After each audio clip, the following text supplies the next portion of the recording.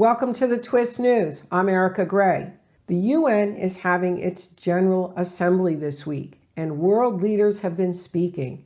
And in this broadcast, I'm going to highlight Israel Prime Minister Benjamin Netanyahu's speech versus Mahmoud Abbas of the Palestinian Authority, because Netanyahu's speech sounded as if part of it was directed towards Mr. Abbas and his statements and the case that the Palestinian Authority would present. There was a tremendous contrast. It seemed as if it was a state of Israel versus Palestine. And so we're going to look at it from that perspective. And almost it was a sort of debate without being a debate. So we're also going to look at who was the winner.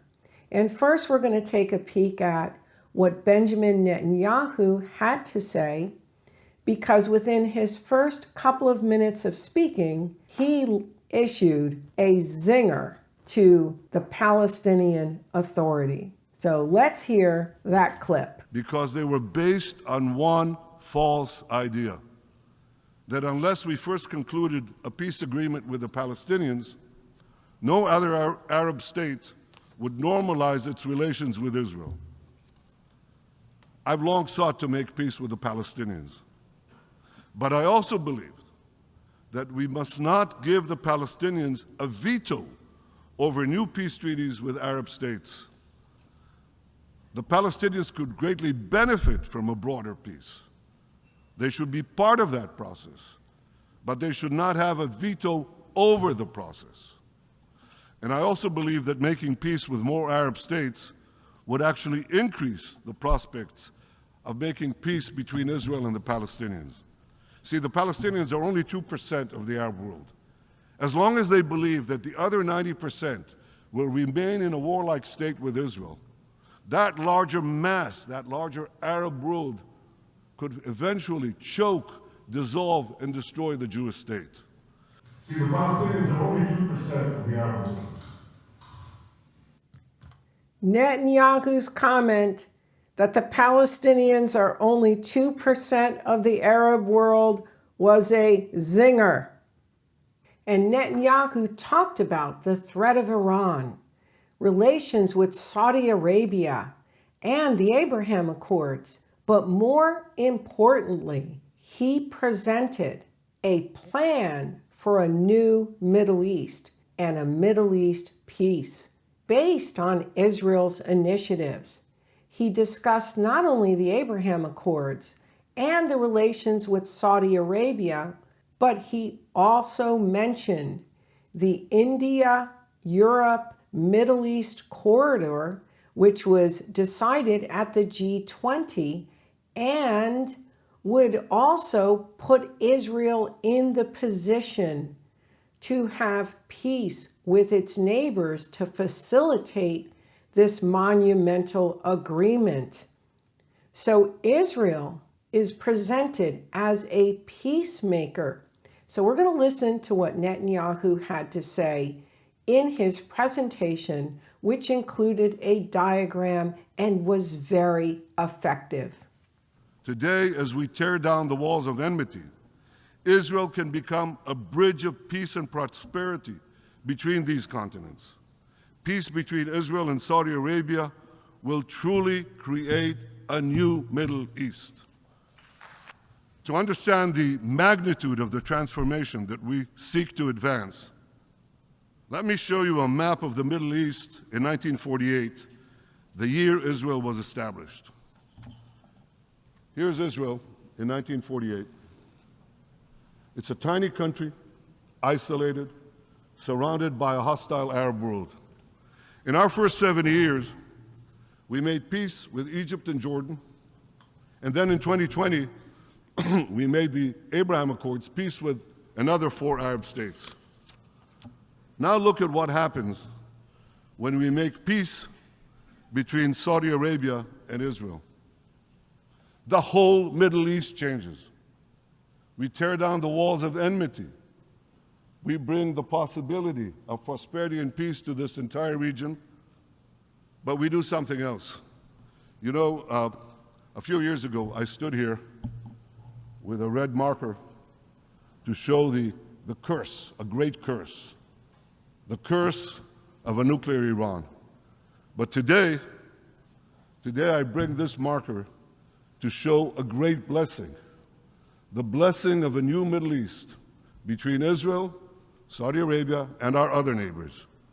We will not only bring down barriers between Israel and our neighbors, we'll build a new corridor of peace and prosperity that connects Asia through the UAE, Saudi Arabia, Jordan, Israel, to Europe.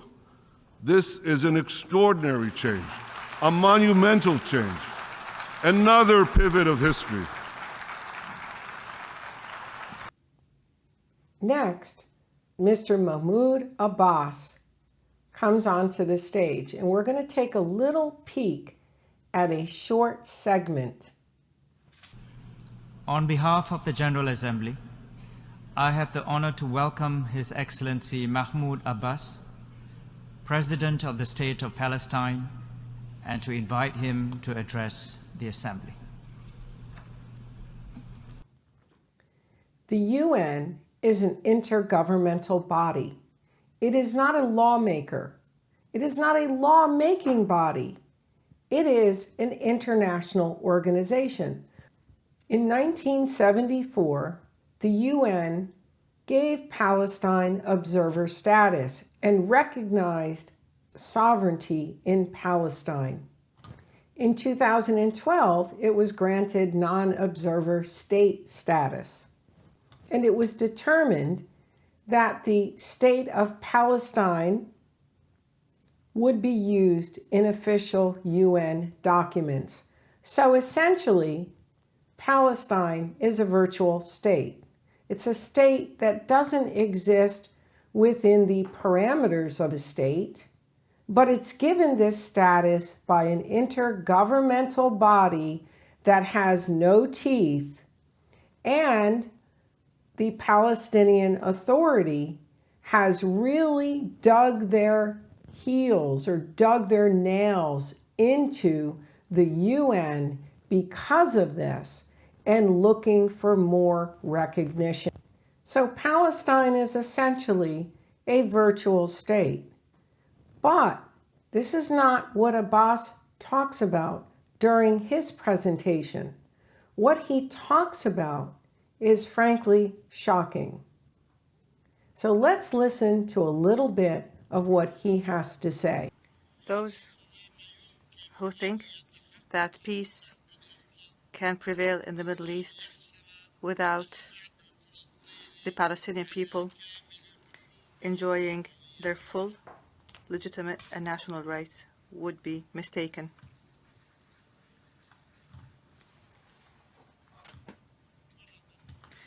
Once again, I come to you carrying the cause of my people who are struggling for freedom and independence, to remind you of the tragedy caused by the Nakba 75 years ago. The effects of this Nakba continue and are exacerbated by the Israeli occupation of our land. This occupation challenges your resolutions, over 1,000 resolutions, in fact. This occupation violates the principles of international law and international legitimacy, while it races against time to change the historical, geographical, and demographic reality on the ground, aimed at perpetuating the occupation and entrenching apartheid. Despite this painful reality, and 30 years after the Oslo Accords, which Israel has totally discarded, we still maintain hope that your esteemed organization will be able to implement its resolutions demanding an end to the Israeli occupation of our territory and realizing the independence of the fully sovereign state of Palestine with East Jerusalem as its capital on the borders of the 4 June 1967, as well as resolving the issue of Palestinian refugees in accordance with the resolutions of international legitimacy, especially General Assembly Resolution number 194 and the relevant General Assembly and Security Council resolutions, all of which affirm the illegality of the Israeli occupation and its settlements, in particular Resolution 2334 and the Arab Peace Initiative. Ladies and gentlemen, as I stand before you here, the Israeli racist right-wing government continues its attacks. You have to notice the emphasis on occupied territory. What he's essentially saying is that Israel does not belong there, that Israel is an occupier. Now, this should raise the hair on the backs of Americans, because this precedent, which is being set, would then apply to the Indians in the United States who can call the Americans occupiers, and that they should have their own country within the United States. And the United States should also be divided to give them their land that we are occupying. That's what this is saying. Occupiers. Forget the Balfour Declaration, forget the history. Also, Abbas cites the conflict and how many Palestinians died at the time of 1948, but what's omitted is how many Israelis died in that conflict as well.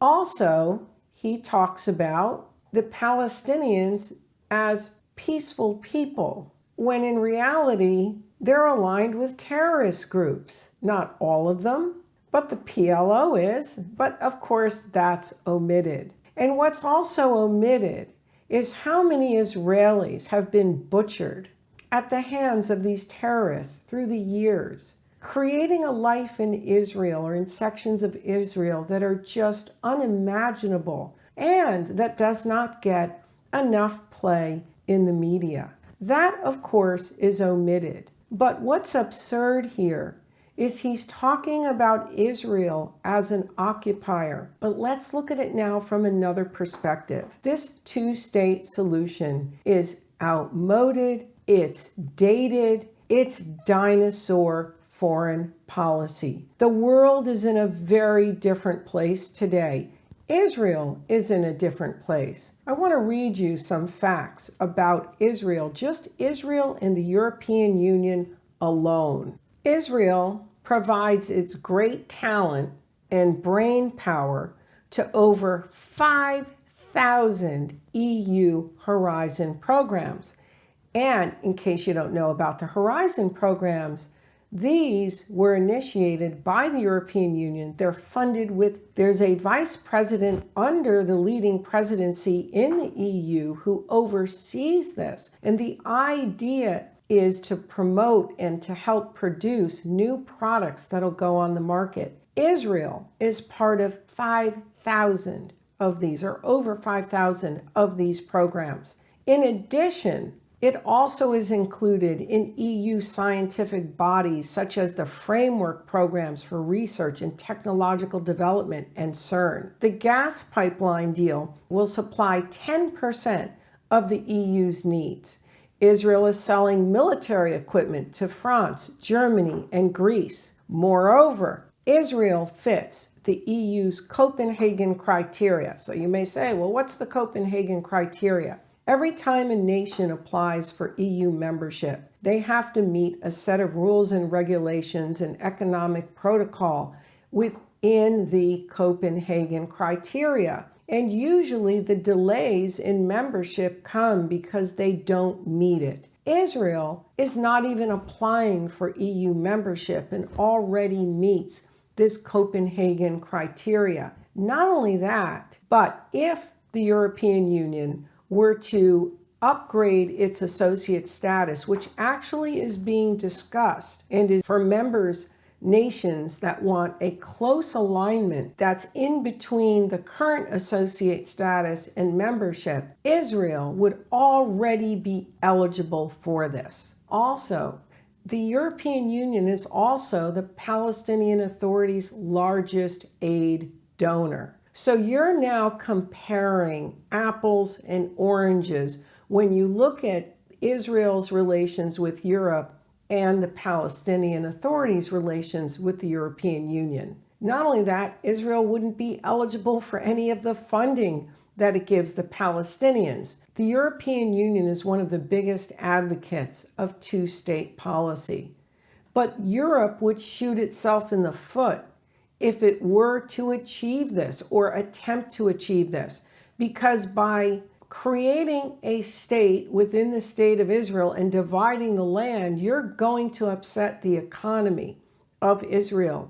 You're going to upset the geo-economic balance that Israel has with Europe, but also with the United States, because you're going to affect various industries within Israel. Not only that, then you would have Israel facing a serious threat, because the aim of the PLO is not really two states. They don't recognize Israel. There might be some lip service to that, but it's really to have all of the land, in addition to having Israel now face a serious threat.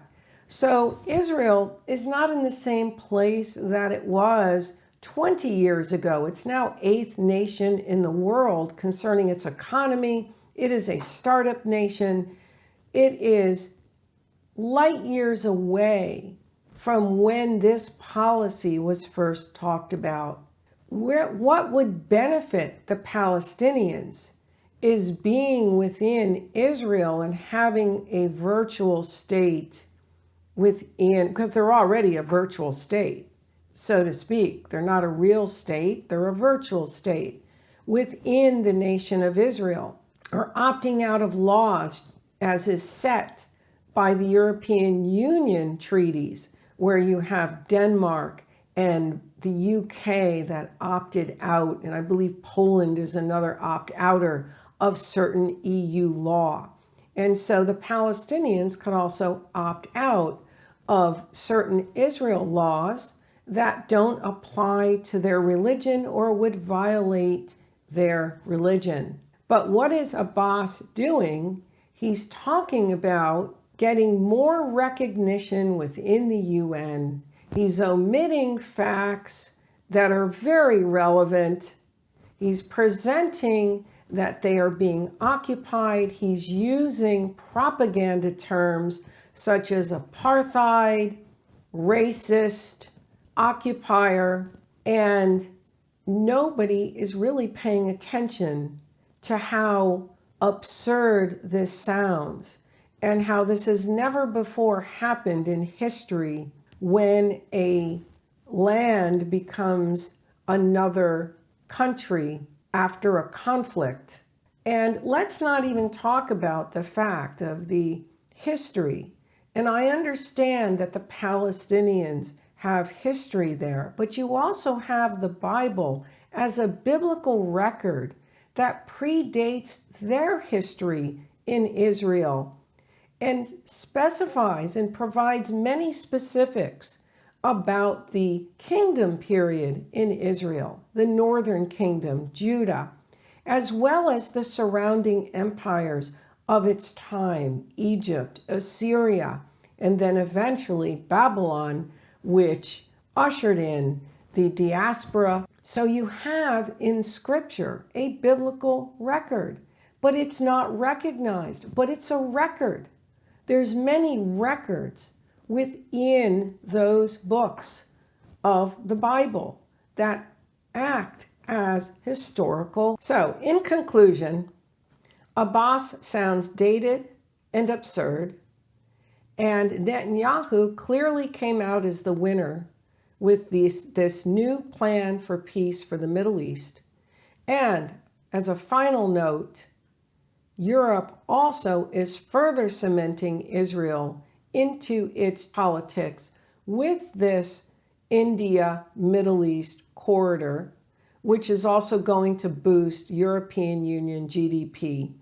So the European Union really should be looking at this two-state policy as being dated and as shooting itself in the foot. And Netanyahu also comes out the winner here because he obviously has a grasp on the new world order and Israel's place in it. And it's an order, as Guy Verhofstadt, European Union liberal, former Belgian prime minister, but he's a leading liberal, leading Europhile, stated in 2009 that the future would be about empires. And that's now what we're seeing. We're in an empire age, and the empires are looking out for themselves. We see the European Union now looking inward, looking to produce its own resources or rely on friends. We see an unprecedented event taking place geopolitically with the globe literally being divided into because of the Russia-Ukraine war. And we see Israel having a very serious place in this empire age of facilitating peace, being a peace facilitator, but not only a peace facilitator, but also providing nations their needed resources, such as gas to the European Union and talent. And so you can't compare any longer Israel and the Palestinians. The Palestinians would benefit from being within the federation with Israel, because if they were to achieve statehood, it would be a banana republic that would need a tremendous amount of aid, whereas by their being absorbed into a strong state, which is Israel, they can use aid to prosper within an economy that's already growing, within a nation that is forming other agreements with other nations to boost its own GDP and its own growth. I mean, it's almost a no-brainer. But sometimes people don't think with their brains, they think with their emotions, and this would be a very logical step for the Palestinians to take that would benefit them. And it would be good for Israel. The Palestinians existing within the state of Israel could then claim Jerusalem as the Israelites, as the Jews would also claim Jerusalem as their capital. And there could be a designation that they choose for Palestinian or Israeli that would then put them within the Palestinian state. So virtually they could live anywhere within Israel, and they just choose that designation. We have that here in the United States for certain groups who get certain benefits by choosing certain designations that they belong to. Well, so this has been it for this broadcast. I hope you found this informative. And if you like the message of this video and want to help this message get out, I'm going to have a link to PayPal, and if you would like to donate to the marketing of this video alone, and 100% of the donation will go for just marketing of this video to get this out there, this idea out there, to help solve this conflict, then by all means, your contribution will be welcome. Meanwhile, subscribe to The Twist. Check out our Amazon store. Also, the channels that I recommend on this channel are guests that have appeared. Their channels are here. And in the Amazon store are the books of the guests who have also appeared. Until next time, stay tuned for more.